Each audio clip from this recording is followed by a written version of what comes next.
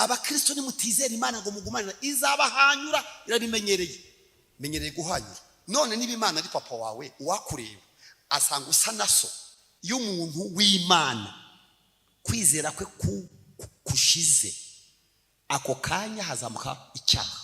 Kwizera kwawe kungana egare ukiranuka. Ngewe umwana wanjye ni Isaka nateretse mu nda, kugira ngo tukosora amakosa urazana iki Isaka tumwice. Kamabaza inzandiko mpimbano mufite amakwemera kuzitanga se mwabishobora? Inzandiko umuntu ufite inzandiko mpimbano ibintu afite by'ibinyoma kugira ngo Imana ibisubiremo. Kamabwira ikintu Imana yankoreye niga muri Zayire Kongo yu abana bari barambwiye ngo singomba kwiga, kajya ngura amanota ngashira mwarimu yitaka karanga bitika n'imineke kikwanga ni ibintu byo muri Kongo ntaga barimo. Isukari mwarimu akambwira ati urashaka ngahe muri mate, kanyandikira muri physique akanyandikira namuhise kiro cy'isukari akamamanuta. Kwiga ndabireka, kirirwa nzerera Bukavu ngibisheke nizerera ntajya niga. Bukenza gukizwa nza kuvuka bwa kabiri, nza kuzura umwuka wera. Imana inyereka ko mfite Builet z'impimbano kandi ndi kuzigiraho, kandi ngomba kwihana Ishimayeli nkamwirukana ngasenda umwana na nyina. Ngewe ndi imbere yanyu maze kumenya ibyo ndi kubabwira, nacanye umuriro ku manywa, mfata birote zanjye zose ndacana umuriro ndatwika sigariraho nta kintu ngira. Imana irafashwa igubwa neza irishima intumaho irambira ngo mwana wanjye ubwo uhisemo gutwika icyaha nanjye nkwemereye kuziga amashuri yose abaho keretse ivyo tuzashaka.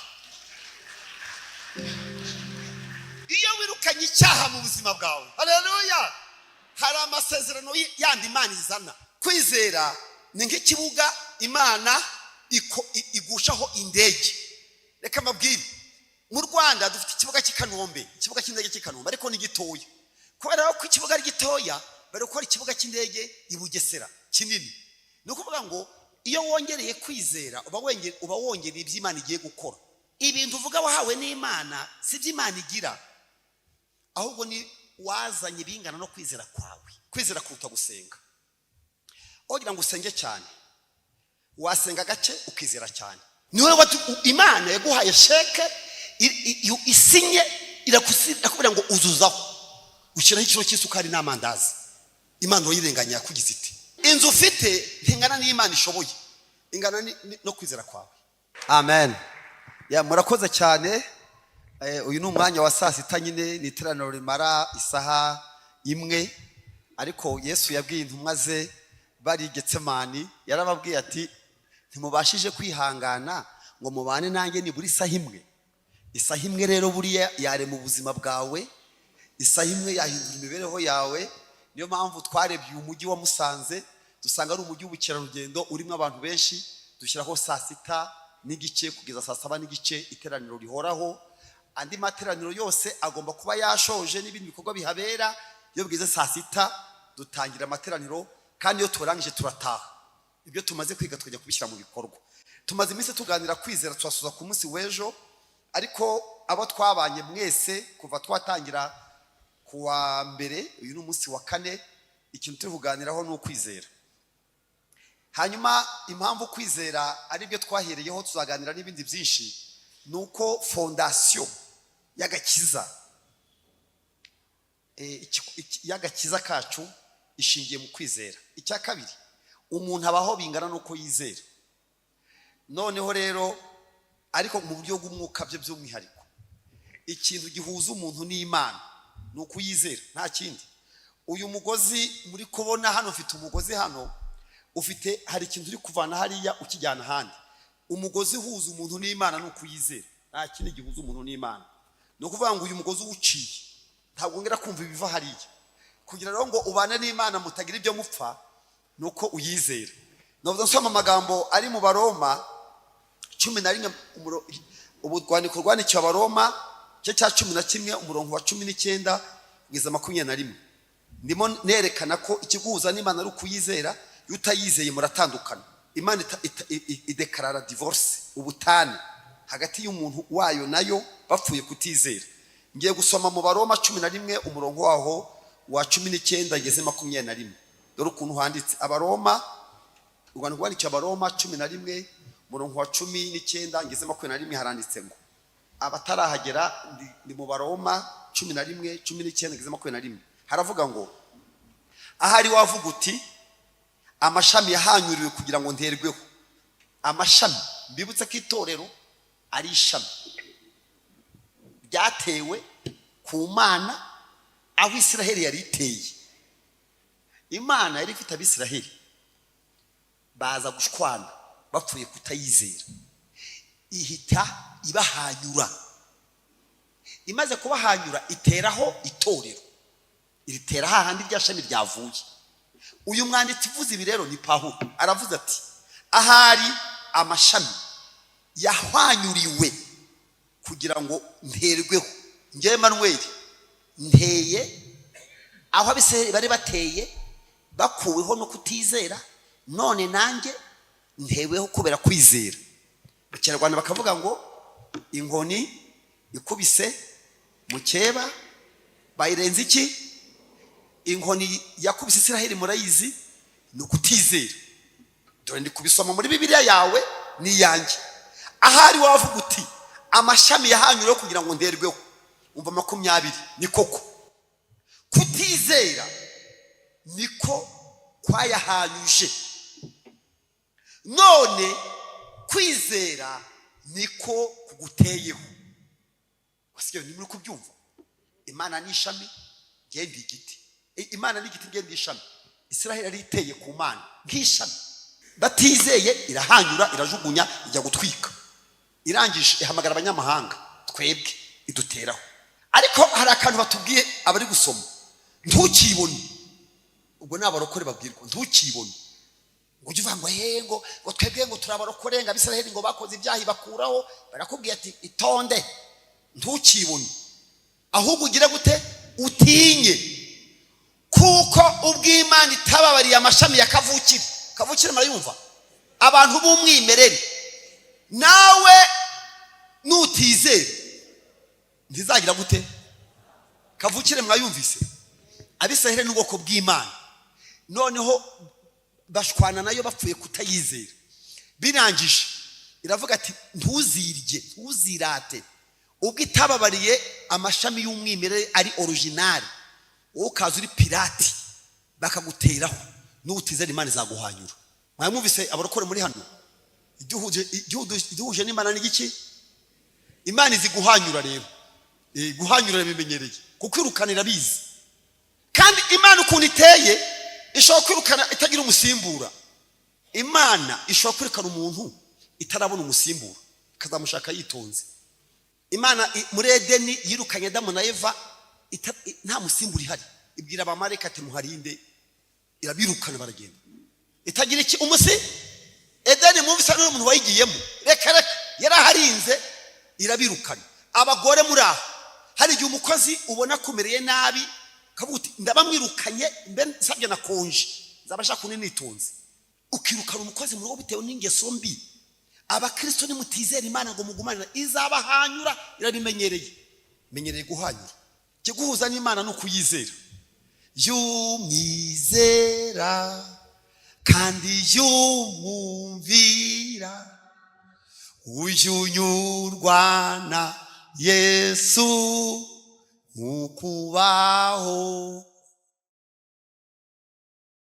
Icya kabiri ngira ngo mbabwire impamvu mbigisha kwizera, nuko kwizera k'umuntu kungana no gukiranuka kwe. Ni ukuvuga ngo umuntu utizera Imana ntashobora kuyikiranukira, kuko ibyaha abantu bajya bihana. Imana ibabarire, kwekira inzira, kwirwanirira. Uzi kiba cyakubayeho yo kwizera kumanutse, icyaha kirazamuka. Adamu twarabirebye kuri Sara, ashidikanyije ko ashaje, yazanye Hagari, bababyaye Ishimayeli. Iyo umuntu w'Imana kwizera kwe kushize, ako kanya hazamuka icyaha. umuhungu akagukunda akavuga ati rero ndagukunze ariko nitaryamana ngiye ndabivamo. Ukavuga uti mubonye bingoye, kanakubwira ati n'abandi bakobwa barahari kandi benshi baranwanira kuko utizera icyaha. Niyo mpamvu iyo nigisha kwizera mbangira ngo mbabwire ko igipimo cyo kwizera kwawe kungana no gukiranuka. Twebwe twiga mu ishuri twigize ibimenyetso: guteranya, gukuramo, gukuba, kugabanya, biruta, birutwa, bingana. Iyo ufashe kwizera urundi ruhande ukandikaho gukiranuka, ujya gushaka muri bya bimenyetso: gukuba, kugabanya, guteranya, gukuramo, biruta, birutwa, bihwanye. Kwizera egare gukiranuka. Biri muri Bibiliya yawe ngo Aburahamu yizeye Imana, mushireho ikimenyetso, bimuhwanyiriza n'iki?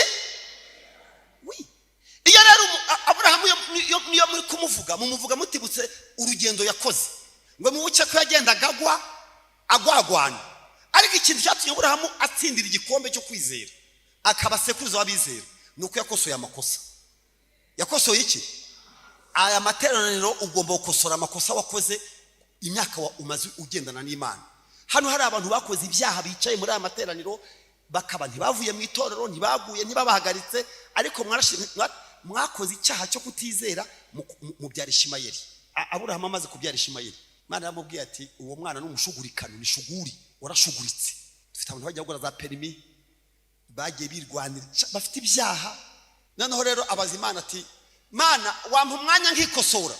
Imana ati ntanga deuxième session abize. Hari igihe watsindwaga bagasubizamwo andi mahirwe ngo utsinde. Iramubwira toke, ubwo rero wemera ko wakoze icyaha, ngiye kuguha Isaka ndamuguha atari uko wizeye, ndamuguha kugira ngo ngaragare ko nkiranuka. Reka mabaze ikibazo: iyo Aburahamu afata bya Isaka akaza gupfa, agafatara bya Isaka, ye kubwira Imana ati ngewe nubwo nashuguritse nabonaga ntabyo uzashobora, narinze mpfa nta mwana wampaye. Imana iravuga kamabwire ibintu Imana yababwiza bikora, ibintu Imana yavuze izabikora, ibintu Imana yakubwiye izabikora.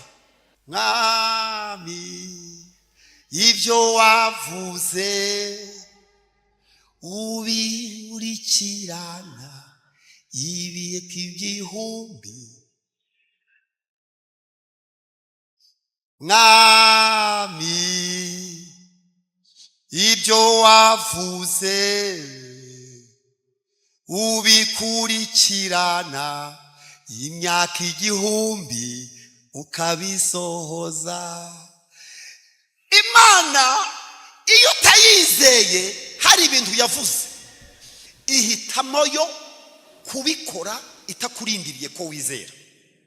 Kubera iki bikora? Kugira ngo utazayirega mu rukiko wibwira uti impamvu nasambanye nabonaga ntazabona umugabo, impamvu nishingiye nabonaga ntacyo mariye. Imana ifata umuntu utizera waguye witwa Aburahamu, washuguritse, abyara Ishimayeli, itereka kana kitwa Isaka mu nda ye, abarabyaye. Ariko nubwo abyaye afite icyaha kiri ruhande rwe. Bamwe muri mwe mufite Ishimayeli, nubwo Imana asoje ibyo yavuze, ariko byarangiye ku ruhande rwawe, hari icyaha wakoze, n'uyu munsi ingaruka zacyo uri kuzibona. Rero ntihera mubwira ati rero none se Mana ko ngize abana babiri kandi Ishimayeli yaravutse, umpaye na Isaka, mbigenze nti? Iravuga ati kugira ngo ukosore Isaka mu bana babiri urampa Isaka tumwice. Ngo nyine kuko si uwawe, Isaka ni uwanjye. Isaka nagaru umwana wawe ni Ishimayeli, ni shuguri yawe. Ngewe umwana wanjye ni Isaka nateretse mu nda. Kugira ngo tukosora amakosa urazana iki? Isaka tumwice. Kamabaza inzandiko mpimbano mufite amakomera kuzitanga se mwabishobora? Umuntu ufite inzandiko mpimbano, ibintu afite by'ibinyoma, kugira ngo Imana ibisubiremo. Kamabwira ikintu Imana yankoreye, niga muri Zaire, Kongo y'ubu, abana bari barambwiye ngo singomba kwiga, kajya ngura amanota, ngashyira mwarimu bitaga karanga, bitika n'imineke. kikwanga ni ibintu byo muri Kongo ntaga barimo isukari mwarimo akambwe ati urashaka ngahe muri mate kanyandikira muri physique akanyandikira namuhisi kiro cy'isukari akamamanota kwiga ndabireka kirwa nzerera Bukavu ngibishake nizerera ntajya niga bukenza gukizwa nza kuvuka bwa kabiri nza kuzura umwuka wera Imana inyereka ko mfite Builet z'impimbano kandi ndi kuzigiraho kandi ngomba kwihana Ishimayeli nkamwirukana ngasenda umwana na nyina ngewe ndi imbere yanyu maze kumenya ibyo ndi kubabwira nacanye umuriro ku manywa mfata Builet zanjye zose ndacana umuriro ndatwika sigariraho nta kintu ngira Imana irafashwa igubwa neza irishima intumaho irambira ngo mwana wanjye ubwo yisemo gutwika icyaha nanjye nkwemereye kuziga amashuri yose abaho keretse ivyo tuzashaka iyo wirukanye icyaha mu buzima bwawe haleluya hari amasezerano yandi Imana izana sinshaka kubatiza ko dufite umwanya muto ariko niko babwira ko Imana igirabura hamati shuguri urirukana umwana na nyina Ishimayeli su wanjye n'uwawe ishuguri azabaho ariko azafite imigisha iri materiyeri ntago azagira imigisha iri spirituel nuvuga ngo Ishimayeli ni busebuja w'abisilamu abafite imigisha yindi ukuyemo ubugingo bazagira petroli bazakira ariko iby'ubugingo ni umwana navuganye nawe none uwo mwana yaravutse ariko si wowe ntago yavutse kwera ko wizera uramuzana tumwice abaramara baza sindahungira mbaze madamu ndabaza umugore sinabaza madamu aravuga ati madamu ati tugiye gutamba n'umwana ati turagaruka mu kanya umwana ntazi yesa mujyanye amukorera inkwi n'icyuma igikota bagenda iminsi 3 umwana ati papa ati karame papa ati twibagiwe umwana w'intama iyo nzira banyuragamo umwana nasanga herekeza se gutamba ati none papa ne tugiye gutamba ati ko moni inkwi mbona ni inkota intamiriye niyo mpamvu mbabwira ngo mukwiye kwatura nzabigisha kwatura ukatura ibintu utaza aho biza kuva ukabyatura ukurikije ko Imana yavuganye nawe yaramubwiye ngo tugende ku musozi nitugera aho tugiye Uwiteka ari bwo rongere iki ntaho yabisomye ntaho yimahanuriye yaravuga ati ndakujyanye Imana iri bwirwarize uko byakabaye haleluya Imana niyo kwizerwa tarora ry'Imana Imana niyo kwizerwa mujye muvuga amagambo positive mujye muvuga ibintu byiza niyo mpamvu mudafite igisubizo ntimukavuge nabi maze baragenda bageze ku musozi asiga abagaragu hamwe ambwije ku musozi aravuga ati rero burya mwana wanjye igitambo navugaga yari wowe rero ni Imana yakumpaye ariko ntabwo nakubonye kubera kwizera ahubwo nashuguritse Ishimayeli Imana yakuntumye ngiye kukubaga ngutwiki umwana abwira papa ati mbaga uriya mwana ntagasanzwe ubwo umwana hagarariye Yesu nawe wemeye kosa wabwiye papa wati nibambambi uko Yesu yemeye kujya ku musaraba kandi afite ubasha ko kutajyayo ni nako Isaka bamushyizeyo aremera Isara mufata ati ndakubaga mukuziritse umwana atega amaboko n'amaguru umwana umwe kandi Aburahamu mwibuke ko uwo mwana bagiye kwica Sara yarapfuye noneho nta undi mwana yabyara imyaka ibaye 102 umwana baramuzirika isafata inkota ati ndakwica ndebe ko cya gikombe cyo kwizera na certificate na diplome nyihabwa amanuye inkota Imana tiratiraho wambwisha ahita hinduka sekuruza wiki wabizeye yarimo kosora amakosa yakoze muri aya masesho ya sasita nigiki wakosora ko uvuga ko uri umurokore ukaba hari icyaha wakoze kikaba kiri mu rugo rwawe ukaba ushaka kujya mu ijuru nigiki uri bukore kw'Imana itegereje kuguha certificate yo kwizera kiduhuza n'Imana no kuyizera ikindi kwizera ni nk'ikibuga Imana igushaho indege reka mabwire mu Rwanda dufite ikibuga cy'Ikanombe ikibuga cy'indege cy'Ikanombe ariko ni gitoya kubera ko ikibuga ari gitoya bari gukora ikibuga cy'indege i Bugesera kinini no kuvuga ngo iyo wongereye kwizera uba wongereye iby'Imana igiye gukora Imana kwizera ni ikibuga cy'indege ikibuga gitoya indege ntoya, ikibuga kinini indege nini. Muzabisanga nimubona akanya ko kubisoma. 13 twarahasomye muri Matayo 58 haranditse ngo iwabo wa Yesu nta bitangaza Yesu hakoreye. Kubera iki? Kuko batamwizeye. Ubu rero ndashaka kubwira ngo ibintu uvuga wahawe n'Imana si by'Imana igira, ahubwo ni wazanye bingana no kwizera kwawe. Nababwiye ko Imana iguha sheke isinye ukiyuzuriza, wujuje rero ho ya manegeka yawe. None uri gushima Imana ngo Imana iragusubije, ariko ibyo bintu uvuga ntabwo Imana yabitaha, ntiyanabyitirirwa, bitesheje agaciro. Niyo mpamvu muri iyi saa sita, haleluya, mugiye kwagura ikibuga cy'indege aho Imana igiye gushyira imigisha yayo. Haleluya! Yesu ageze kwa Lazaro yarababwiye ngo sinakubwiye. Yababwiye ngo sinakubwiye ngo ni wizera. Urabona ubwiza bw'iki? Uwizeru mwana ntago muyizi witeka ryose naho yaba yarapfuye azongera. Mwabyumvise? Uwizeru mwana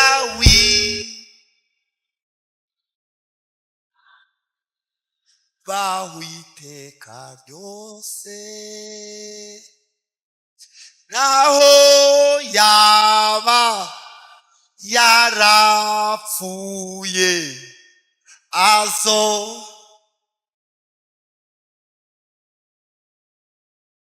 Yesu arababwiye ngo sinakubwiye ngo ni wizera. Haleluya!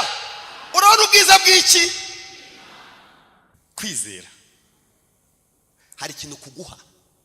Hari abantu bari bwizere, ndabizi ko hari abantu bazizera ubuzima bwabo bugahinduka.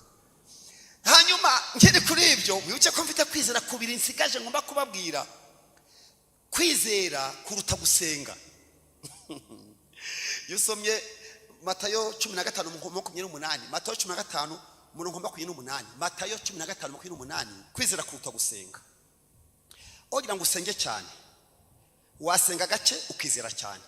Abarokore benshi rero birirwa mu mazi, birirwa mu biti, sinzi yo mwirirwa. Reba igihe wasengeye, nawe reba amasengesho wasenze ukuntu angana. Byatewe n'iki kusenga cyane? Habaye iki? Gusenga ni ugukora oda, ni ugukora komandi, ariko kwizera ni ukwishyura. Niyo mpamvu rero amashusho yawe wakoze oda, wakoze komande, warasakuje, waravuze, ariko payema ntibigeze wishyura. Jya mwiriya duka hariya ugenda wicare, ujye umanura ibitenge, manurira igitenge, nuko manuri ugenda uvuga, nurangiza ati fagitire niyishyura toya ntayo, zana hano barongera babibike. Ibintu byanyu mwari mwabyemerewe, ariko munanirwa kwizera. Niyo mpamvu nta cyiza kikugeraho. Wakoze komande, wakoze oda, ariko payment irakunanira. Nusoma aho mvuze rero 15:28 murasanga umunyakananikazi ni umunyamahanga yagiye mu iteraniro, asanga abantu umunyamahanga ntakijijwe, so umwisirayeli ngo yari afite akana karwaye, ngaravuga ngo Yesu we ngo ntabara. Yesu aravuga ati uruwahe wowe? Tende umunyakananikazi. Umunyamahanga muri Bibiliya bamwitaga imbwa. Kwitwa umunyamahanga yubonye hano handitse imbwa byabaga bisuvuga umuntu utari umwisirayeli. Yesu amubwira ijambo ribi. Yesu yashatse kuvuga nabi nabyo arabishobora. Yaramubwiye ngo uvuze ngo ikimada, ngo ndavuze ngo nkirize umwana. Yesu ati uruwahe? Turi umunyakananikazi. Uzi ukuntu mwitwa? Ati muri imbwa cyane turizo. Atankubaza ikibazo rero, wafite ibyo kurya by'abana ukabibanza imbwa? Atereka reka, nanjye ntabwo nabikora, mfite imbwa nkagira n'abana, nabanza abana. Atari ariko abana bamaze kurya, imbwa nazo zo kwa bosi ubuvungukira baziha. Yesu aravuga ngo sindabona kwizera kungana gutya habe na hehe. Ndahise asubizwa niki yari yishyuye? Kwizera. igorogota. Tugeze igorogota twasanze ibisambo bibiri byisha abantu birabambye byombi. Yesu ahagaze ari hagati, kimwe kiri iburyo ikindi kiri ibumoso, biravuganye. Kimwe cy'ikigoryi kitagira umutima, yananiwe gukizwa, ari muri ranshawa, ari muri nibature, ari muri repetition, ari muri konseri, none ageze aho abambwa, ariko Yesu amusanzeyo. Ariko Yesu ni mwiza, yarabonye amahirwe. Kamabwira buriya mwabonye twabonye amahirwe. Nukuri ko kuba Yesu avugana nawe akaba yagusanze no muri ranshawa no muri sasita. Nukuri Yesu nashimwe. Hari abantu bagiye, haleluya, nzi neza ko ari ikintu Imana igambiriye gukora ku buzima bwawe. Iyi sasita hari abantu Imana yayizaniye.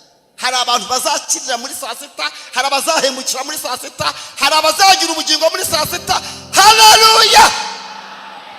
Ibandi rimwe riti, mwana w'Imana rero ndabona udusanze gurugota ku musaraba, ikize natwe udukize. Muzi cyo yaramubwiye, yaravuga ati wirugubeshya abantu ngo uri umwana w'Imana, bagukubise ndeba, bagutoboye imisubare mu kiganza, dore amaguru yabaravirirana, wagira akakubeshya abantu. Umwana w'Imana ajya bambwa. Yesu yayumvise uri ikigoryi ntashaka gusubiza. Yesu ati cya ikigoryi nk'icyo ntiwagisubiza, ari cegekera. Irindi bandi riburanira Yesu, basangiye ibyaha ko ntibasangiye imyumvire, basangiye ibyaha ariko ntibasangiye imyumvire. Ibandi rindi riburanira Yesu, ubwo Yesu ntari kuvuga, ribwiye cya kibandi kindi ati wakigoryiwe, warubandiwe, nta soni ugira, uratuka umwana w'Imana. Ko tubambwe kubera kwiba, tubambwe kubera kwica, turazira ibyaha twakoze, uratinyuka ugize ibyaha wakoze, ugera so no gutuka umwana w'Imana. Kirihindukirira kiratereta kiti Yesu nkwibwirire, sinigeze nkizwa nkiri muhoza, sinakijwe mu giterane no muri repetition. None ubwo usanze gurogota, hari ibintu nkuziho, hari ibintu nzi. Nubwo bambwe uri umwana w'Imana, nubwo bambwe uri umwami, nubwo bambwe uzagaruka kwima ingoma yawe, nugaruka mu bwami bwawe uzanyibuke. Haleluya. Yesu aramubwiye ngo mukanya turabana hehe? Muri paradiso. Uyu muntu murumvise ntago abatijwe, nta masesha akoze, nta ya nibature, nta ya sasita, nta yo mu rupfu, nta rumusesi manza, nta yo ngo kizabonwa, afite aho kugira ngo wiri gusenga amasengesho adashira izeri. Haleluya. Sinshaka kubatinza ni sasita, ariko nashaka kubabwira ngo kwizera ni ikintu Yesu yavuze ashaka kuzasanga mu isi. Hanyuma rero byose ndimo makumbuza, tuzakomeza kubivugaho. Ejo nabasezeranyije ko nzababwira kwizera ku buryo bune. Ejo navuze uburyo bubiri, muracyabwibuka? Kwizera kwa mbere ni ukwizera karemano. Kumeza gute kare? Ntigusaba idini, ntigusaba gukizwa, ni ukwizera ko kubaho kugira ngo umuntu abeho. Iyo muvuga ngo kubaho byarakunaniye, k'abapagani babaho ngo bagikuzimu, nababwiye ngo mujyayo muze mbasengere, mupfa kuyazana amafaranga mukayazana muvanye kuzimu, ariko ariho nimero ya beneri. Uzazanira inote ukuye kuzimu cyangwa idolari, njya muri beneri bareba iyo note aho uyikuye. Marabeshya, warane gukora ngo abantu bagikozimu, wewe wagiye ukazagaruka se ko nubundi amadeni urimo n'ibyaho ukora nubundi nta kuzimu kurutongo kutuyemo. Ukuzimu bamo konyine kurahagije, ugenda ukwepa wowe wambuye, uringegera uri umubandi ugikuzimu jya gukora. Ibihugu bikize ku isi ni ibihugu by'Abarabu, muri Aziya, Indonesia, ya bihugu byo muri Aziya, za Katari, nta Mana nta Yesu, ariko barakize. Kubera iki? Nababwiye ko Imana amahame yo kubaho aravuga ngo Imana ivubira imvura imirima y'ababi niki? Y'Imana ivuye mu imvura iguye mu murima w'umurozi, ni ukuri imvura iragwa ibirimo bikamera. Wowe umurokore ukanga gutera ngurindire ko Mana izamanuka. Mana yarahagaze ntago izagaruka, Mana ntayizagaruka. Niyo mpamvu kwizera kwa mbere ni ukureba ibyo abandi bakora ukabigana ukabikora. Nta Mana nta masengesho, ni ukwizera kwa mbere. Nta Mana irimo, ni ukwizera nyine. Kwizera no kumenya ibintu ko bishoboka. Niyo mpamvu abazungu bavuye ku nyenyeri, abandi bajya ku kwezi. Nta Mana nta Yesu, bavuyeyo. Niba abapagani bashobora kubaho bakaba muri iyi si bakayishobora. Wowe w'umurokore ukagira kwizera kw'abanyarwanda, ukongeraho noneho no kwizera Imana, ni gute kubaho byanze? Ukwiye gushaka aho byapfiriye kuko utegetswe kubaho. Ushavuga ngo uzajya mu ijuru ugasanga uzanatinda mu isi. Nutinda kujya mu ijuru se uzatugora. Nudapfa none ngo tuguherekeze, ukazatinda n'ahangaha uzatuvuna pe. Numva ukeneye kubaho rero. Kwizera kwa mbere ni ukwizera karemano, n'abademoni barakugira, n'inkoko irakugira, n'ingwe irakugira. Kwizera kwa kabiri twarakuganiriye, kuduhindura abana b'iki? Duhindura abana. Mu gitondo nabwiye umuntu, twahuye namubaza se, uri umwana w'Imana? Abitekereza kuti ndiwe. Imana, iyo Mana wita so, ni ya yindi nyiriza inyenyeri zose zo kwijuru, ati niyo papa. Ya yindi yashyizeho izuba, ati niyo papa. Ya yindi yadendesha ibiyaga n'inyanja n'imigezi, gashyiramo n'amafi n'ibindi biba mu mazi, ati niyo papa wawe. None niba Imana ari papa wawe, uwakureba asanga usa na so. Hari ikintu namenye ku badamu muri hano. Ikintu namenye ku badamu, nangira umudamu, ngira n'abana. Abadamu bose babyaye, bose yo tugiye gusura abana. Kwa ejo bundi mfite n'umuzukuru, mfite umwuzukuru ufite nk'icyumweru, niba atari bibiri singibuka, ariko mfite umwuzukuru w'umuhungu, mfite n'uw'umukobwa. Ariko ikintu turimo tureba umwana wavutse, dukunda kureba ku matwi no ku mano, tushaka kureba asa nande. Abadamu rero ikintu kibanezeza niyo bavuze ngo umwana asa nande na se. Naje kubaza abagore kuki mukunda kuvuga ko asa na se, kubera ko ise w'umwana azwi nande na nyina. Ise w'umwana azwi nande na nyina. None umwana aravutse, iyo bavuze ngo wagira ngo ni se wagiye mu nda yivurugutamo, nyina akavuga ati sawa, ise w'umwana agize gute? Arabonetse. Ubwo buryo abagore mukunda ko bavuga ko abana basa na base, ni nako Imana ishaka yuko musa na so. Haleluya! Niba rero imirimo yanyu myiza, bahereko bahimbaza so wahehe, nyina musa nande, wowe usa nande. Uwakureba mu isoko ugenda ukubayeho usa nande. Yesu yigeze abwira abafarisayo ngo musa na so Satani, bati uradututse we ukwisa abana ba Satani. Aravuga ati murashaka kunyica, kandi ise wabicanye ni Satani. None se ntimusa na so? Nyine abarokore musa nande. Iyo umuntu akuriye gusa nande, niba reba imirimo yanyu myiza, bahereko bahimbaza so hehe. Kwizera kwa gatatu rero ni ukwizera kw'impano. Kwizera kw'impano biri mu rwambere rw'Abakorinto 12 umurongo w'9. Urwambere rw'Abakorinto 12 umurongo w'9 ni ukwizera kw'impano. Impano yo kwizera. Hari impano nyinshi muri Bibiliya, ariko izo mpano nyinshi, hari impano 9 ziri mu matsinda 3. Impano yo guhanura, impano yo kuvuga mu ndimi, ugahanura ukavuga mu ndimi no kuzisobanura. Ndahanuye mvuze mu ndimi, ndazisobanuye. Izo mpano zitwa impano zo kuvuga. Uvuze mu ndimi, urasobanuye mu ndimi, uranahanuye. Iyo ni ministeri yo kuvuga kw'Imana. Muri izo mpano 9 ziba umuntu ufite impano imwe muri izo, abafite n'izindi zisigaye. Umuntu ushobora guhanura, ashobora no kuvuga mu rurimi rushya, ashobora no kuvuga ibyo ari kuvuga, akavuga mu rurimi, nkanahanura, nkanasobanura. Ashobora kubikora ndumwe. Abafite izo mpano, umuntu yabikora ari umwe, akazigira eshatu icyarimwe. Indi ministeri y'ubutasi. Ministeri y'ubutasi ni impano y'ubwenge, impano yo kumenya no kurobanura imyuka. Izikunda kugira abashumba. Abashumba bakunda kugira impano y'ubwenge, impano yo kumenya no kurobanura imyuka. Ubu mwese mwujujwe, umushumba avuga ati dayimoni ceceka. Imana ibaha capacité yo kumenya ko wavangiwe. Impano y'ubwenge, impano yo kumenya kurobanura imyuka ni impano y'ubutasi bw'Imana. Impano ya gatatu, itsinda rya gatatu, ni ministeri y'ibikorwa remezo.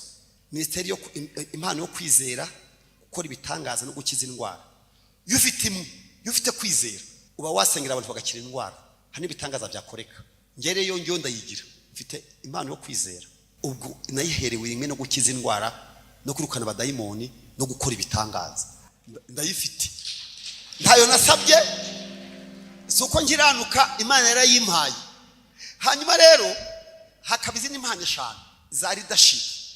Impano ya gishumba, impano yo habamwe kuba intumwa, abandi abungeri, abandi abavuga butumwa, abandi abahanuzi n'intumwa, ibintu nk'ibyo. Ariko icyo nshaka kubabwira, hari izo mpano navuze zikora ibyo bita miracles, miracle, impano z'ibitangaza, izo zo kwizera, gukiza indwara no kwirukana abadayimoni, izo mpano zo guhanura, impano zo kuvuga mu ndimi nshya, gusobanura indimi, impano yo kumenya, impano y'ubwenge n'impano yo korana umwuka. Ariko niho abakristo bahawe icyo bita wonders. Wonders ni ibimenyetso umukristo wese uri hano afite ku mpano ya kwizera ko ku rwego rwitwa wonders, ibimenyetso. Dore ibimenyetso bizagumana n'iki n'abizera. Ibyo byo nta n'umwe utabifite, ahubwo ntabwo mubikoresha. Ubu mwese mwahawe kwirukana abadayimoni. Umukristo wese ukijijwe akaba nta cyaha afite ubushobozi kwirukana iki abadayimoni. Cyo ni wonders, ntabwo ari miracle, ni ikimenyetso kigendana n'abizera. Kuvuga mu rurimi rushya, ukandagira inzoka na sikorupiyo, gusengera umuntu agakira, mwese murabifite. Ubwo ni impano yo kwizera iri mu byiciro bibiri. Hari abagira kwizera kujyana n'ibitangaza, hari n'abagira kwizera kujyana n'ibimenyetso. Abakristo rero twese dushobora kwirukana dayimoni kagenda. Iyo tukwirije ubusa, hari dayimoni ikurwamo no gusenga no kwiriza iki ubusa. Iyo ni impano ya n'ukwizera kwambere. Kwizera kwambere n'ukwizera karemano utuma umuntu abaho n'ahatabasenga. Ariko gituma uyu mujyi wuzuye abantu wuzuye abakize hano ntagara abakristo. Abantu bafite amazu hano manini ntagara abakristo. Mwebwe ngo muzabe mu ijuru barayabubakiye, yo tuzayasanga. Ngo Yesu atwubakiye amazu. Abantu barya neza ntagara abakristo. Ni abantu bazi gukora nyine bakakora saving bakibeshaho.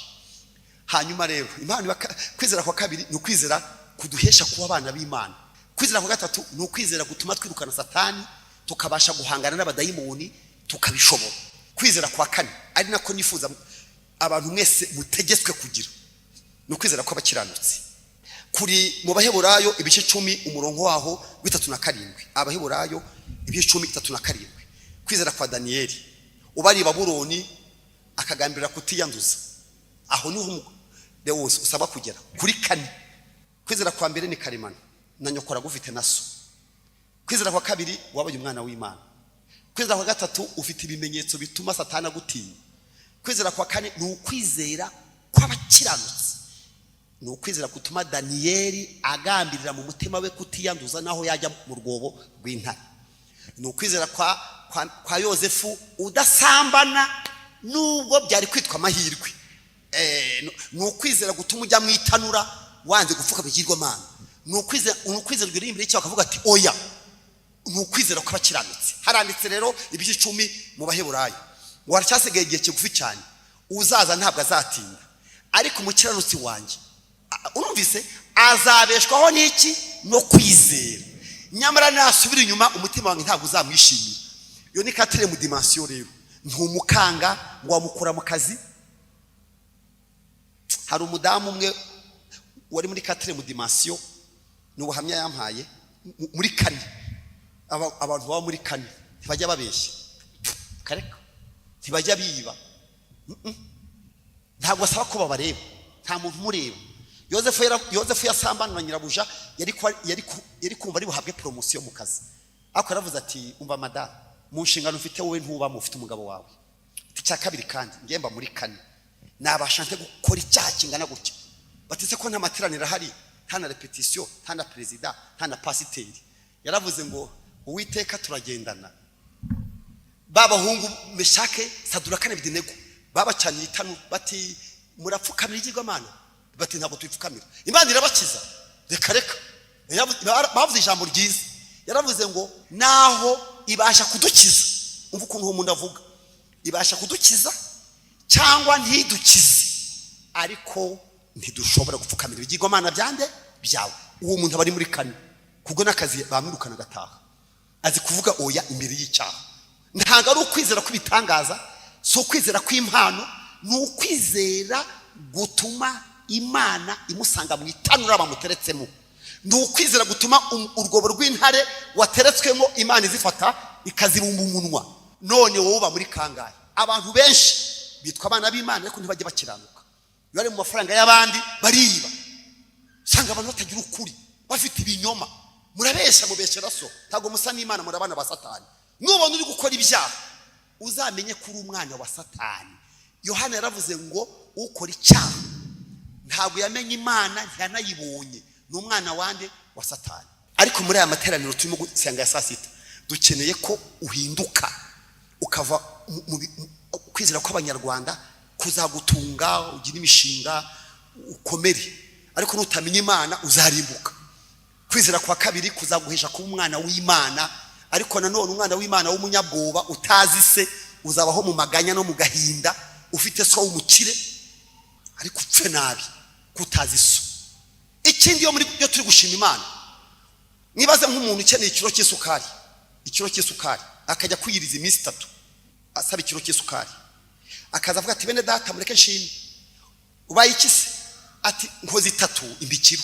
sha ntuzasubireyo kuko isiko ni mubi kugira ngo ubone irindazi ukora 3 kiro cy'isukari ukora 1 wose umubyeyi karika ariko se ikibazo Imana nuko iteye reka da niwe wayigize gutyo niwe Imana yaguhaye sheke isinye irakubwira ngo uzuzaho ushyiraho ikiro cy'isukari n'amandazi Imana wayirenganya yakugize iti urusengero mwubatse ugese mwagubatse mufite iki ntacyo mwagiraga bazaho guhamya uwareba urusengero yagira ngo mwarubatse mufite amafaranga reka da icyari cyababayeho Imana yazanye igitekerezo cyo kuba ku rusengero muhishita mushyira mwuru niyo mushyiraho urugera mu ijuru ari kurukora kuko ntagara amafaranga bari mufite nta n'amace mwagiraga namufite kwizera kwinshi haleluya inzu ufite ntingana n'Imana ishoboye ingana no kwizera kwawe nushaka urakare gose inzu ufite ubuzima ubayeho bungana no kwizera kwawe ntibingana n'iby'Imana igize gute ishoboye tugiye gusenga Imana rero nitumara gusenga dutanga ituro yo gushyikira irancawa twashaka ko tubazana abashyitsi baturuka ahantu hose ku isi tukabacumbikira bakarara mu hoteli ya hano tubasha gucumbikira abashyitsi bakaba bagaburira saa sita mukava mu ntege nke mukabanya kwizera kandi njyewe bibabwira njye mfite kwizera kwa mbere kw'abanyarwanda nabaho niyo ntaba nkijijwe nabaho nk'abapagani bose ntipagani ntibabaho bose bo kwigendera kuko badasenga ntibajye baryama bakamena nk'inka inkirarya ikanywa ikazapfa nange naba nk'inka nkarya nkazapfa kwizera no kwite kw'abanyarwanda kuba umunyarwanda ukongeraho no kuba umukristo akumfite no kwizera kw'abana b'Imana mfite no kwizera kwa gatatu akumfite kwizera kwa kane nakunda gufite ubu ngewe nta muntu ushobora kunkanga ibi mbabwira kandi so kubirataho nge niko mbaho kandi ko maze iminsi mbaho nta muntu n'umwe wambwira ngo urupapuro n'umukara ngo nindwite umweru kugira ngo ngume mu kazi ibi mbabwira maze imyaka n'imyaka nta umuntu yunze imbere ngambwire ngo urumva ngo rwose ngo twaguhaye akazi ngo none ngo uradukorera amanyanga iyo menye ko ariyo ntabwo mfata imfunguzo zawe kuko mfite papa urutabo bose njye mfite papa w'umukire iyi sambu niye wankanga nkande ninde wampangara ndi kumwe na Yesu ninde wampangara ndi kumwe na Yesu oya ntawe oya nta numwe oya ntawe nababwiye ko nta muruzi untera ubwoba nta mukonikoni untera ubwoba ndaryama ngasinzira nkizigura kuko ndi muri kane haleluya muri kane ntago mva mu nzu yanjye ngo bayiroze ngo nakuramukije ngo biramfata reka wabitega mu nzira wabyohera iyo bigeze iwanjye bita bikomeza kuko papa wanjye biramuzi haleluya maguruke dusenge ndashaka kubatura mujye muri kane muba abantu bo muri kane ube wajya mu iteraniro mukazi ukora bakuzi kuri umwadeperi worship team mu muriye mube ndashaka ko uba mu kazi mukuru bazi kuri umwadeperi bazi kuri umudivantiste bazi kuri uri restoration church bazi kuba muri Zayuni ariko ntago bazi kukijijwe ariko kano kanya haleluya mugomba kwimuka haleluya mwegutinya abakonikoni mwegutinya abarozi mwegutinya karande Imana igushyiriye imbere sheke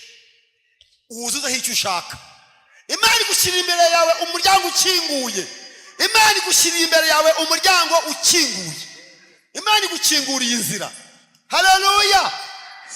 Muri iyi saa sita rero dusenge ngo iki?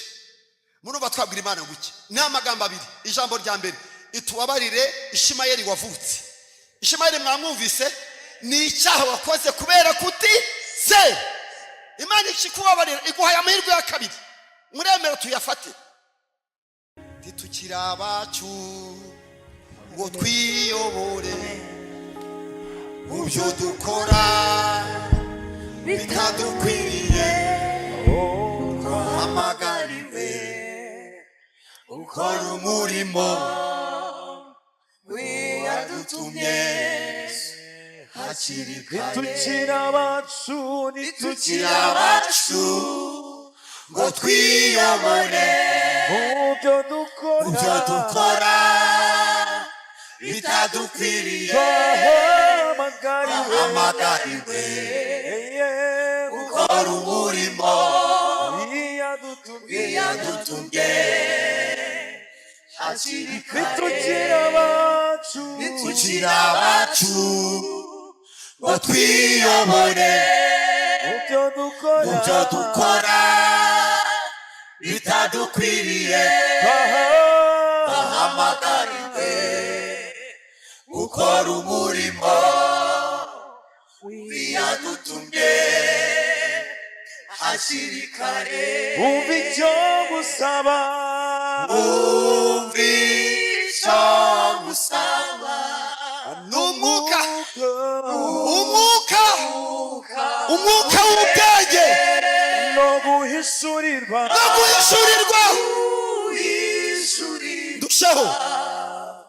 dusheho kukumenya. umva icyo gusaba, n'umwuka w'ubwenge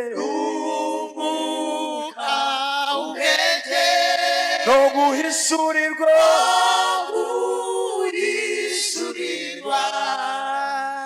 dusheho kukumenya. Haleluya, haleluya. Reka dukomere Imana amashyi kubw'ijambo ryayo. Imana ishimwe, Imana ishimwe. Umwanya tugezemo rero tugiye gutanga n'amaturo kugira ngo umushumba aze kudusengera, tuze gusengera mw'iri jambo, ariko twatanze n'amaturo kugira ngo tutava imbere y'Imana tudatanze ibyo tuyishimisha. Amaturo yo gushyigikira Ranshawa umushumba yahoza atubwira kuyishyigikira ni kuri kode. Abafite nimero, abafite amafaranga kuri kode barakoresha 059230 059230. Hanyuma abashaka gutura bakoresheje ibiseke nabo abadiyakoni nibabagereho, abandi babategurire ibiseke hano imbere, kandi mube muretse gukonja, mube muretse kwicara umwanya wo gusenga. Niwo bukeye, minota isigaye niyo tugiye gukoramo, hanyuma Imana itugirire neza. Umushumba aragaruka dusengere tumaze gutanga iri turo. Ni karibu worship team iririmba. umva icyo gusaba, n'umwuka w'ubwenge no guhishurirwa, dusheho kukumenya. umva icyo gusaba, umva icyo gusaba mwami, n'umwuka w'ubwenge Haleluya. no guhishurirwa, no guhishurirwa, dusheho kukumenya. Nitukira abacu twiyobore, ubyo dukora bitadukwiriye, twahamagariwe. Haleluya. ukora umurimo wiyadutumye hakiri kare.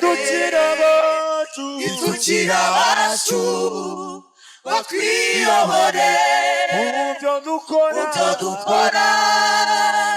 bitadukwiriye, twahamagariwe. ukora umurimo wiyadutumye hakiri kare. Nitukira abacu ntabwo tukiri abacu ngo twiyobore mu byo dukora bitadukwiriye twahamagariwe gukora umurimo biyadutumye hakiri kare tukiri abacu ngo twiyobore mu byo dukora bitadukwiriye twarahamagawe gukora umurimo biyadutumye hakiri kare nzogera ku cyo yavuze nzogera naho kuko Imana atari umuntu ntabwo Imana ari umuntu ngo ibeshe ntabwo Imana ibesha iyo ivuze ibyo Imana yavuganye nawe izabisohoza yategeka bigakomera iyo ifite ijambo rya nyuma kuri wowe ku buzima bwawe ntabwo ari abakorikori zagera ku cyo Imana yavuze zagera naho yambwiriye kuko Imana atari umuntu nibeshe ntabwo Imana ikibesha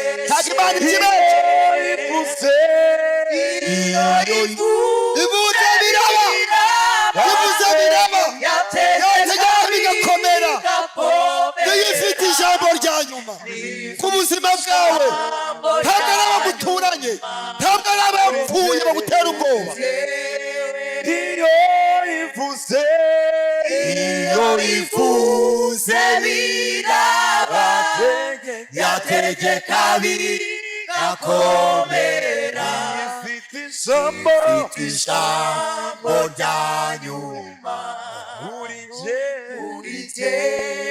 reka dusengane Imana ubwo utapfuye cyagiye ntugipfuye ubwo waje muri aya materaniro Imana niyo ifite ijambo rya nyuma kuri wowe byizere va mu bwoba zamuka va mu ntege nkeya Imana ukunda urukundo rukomeye kagushidikanyira gukunda nukuri ineza n'imbabazi bizanyoma w'iminsi yose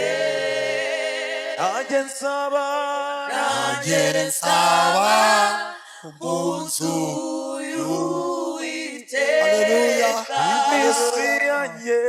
iminsi yanjye yose nkiriho nukuri neza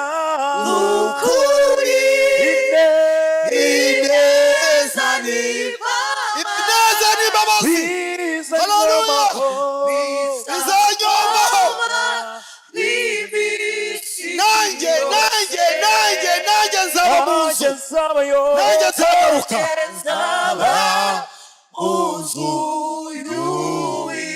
iminsi yanjye yose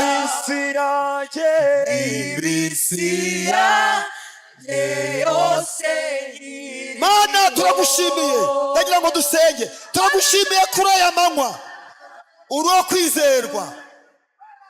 kwizerwa Mana uri uwo kwizerwa haba mu gitondo haba ku manywa haba nimugoroba haba mu mvura mu mwijima w'icuraburindi uri Imana ikomeye muri aya materaniro twongeye kuzamura kwizera kwacu twagiye duhura n'ibiduteye ubwoba twagize amasezerano adasohora turikanga ariko icyo wavuze ugikurikirana ibihe ibihumbi ukagisohoza muri amateraniro saa sita hari abantu birwaniriye hari abiciriye inzira ubabarire Mana Mana turazamutse mu kwizera uri Imana yo kwiringirwa ibiciro byazamuka esanse yazamuka akazi kabura wowe uri uwo kwizerwa umugisha iteraniro umugisha abantu bakobwa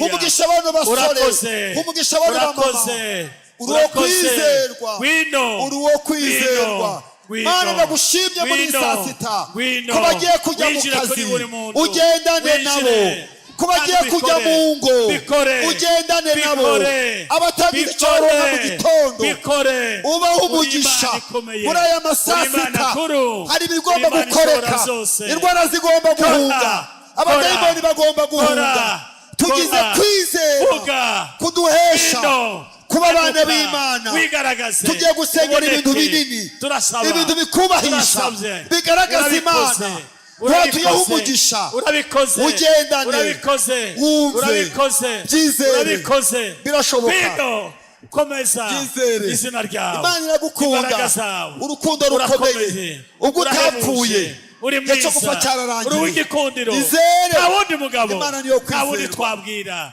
ni wowe ubikoze